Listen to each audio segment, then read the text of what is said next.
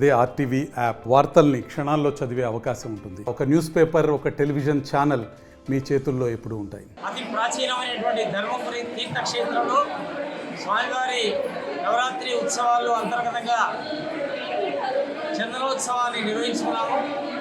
గంధద్వారాంతుల దర్శ నిత్యపుష్టాంకరీశ్వరి ఈశ్వరీం సర్వభూతానాంత విహోపత్వ ఏశ్వరీం అని చెప్పేసి చక్కటి సుగంధంతో కూడుకున్నటువంటి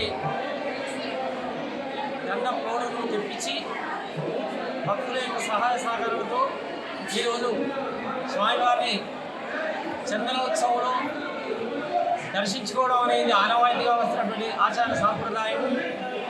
తద్వారా ఈ ప్రపంచంలో ఉన్నటువంటి మానవులందరూ కూడా పశుపక్షాదులు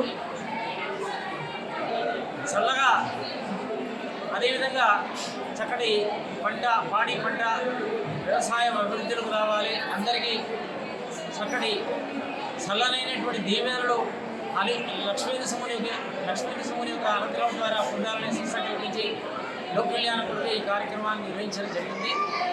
అదేవిధంగా భగవంతుడు మనందరూ కూడా సదా చల్లగా కాపాడాలని చెప్పి ప్రార్థిస్తూ సర్వే జనా సుఖినో భవంతు. లక్ష్మీ నరసింహ నవరాత్రి ఉత్సవం కార్యక్రమం ద్వారా ఈరోజు చందనోత్సవం జరిగింది. మా అందరికీ చాలా బాగా దర్శనం ఇచ్చారు ఆ స్వామి. ఈరోజు అయితే చందనోత్సవం కార్యక్రమం పొద్దున 5 గంటలకు అభిషేకం కాగానే 2 గంటల పాటు చందనం ఆ స్వామివారికి పెట్టడం జరిగింది. ఆ తర్వాత ఇప్పుడే ఒక 10 నిమిషాల క్రితమే ఆ స్వామివారి దర్శనం అందరికీ లభించింది. అందరికీ సుఖ సౌఖ్యాలు అందరికీ లభించి ఆ స్వామివారిని మొక్కుతూ లక్ష్మీ నరసింహస్వామి గోవింద గోవింద. మరిన్ని వీడియోస్ కోసం ఛానల్ ని సబ్స్క్రైబ్ చేయండి. లేటెస్ట్ అప్డేట్స్ కోసం వాట్సాప్ ఛానల్ ని ఫాలో చేయండి. అండ్ లింక్ డిస్క్రిప్షన్ లో ఉంది.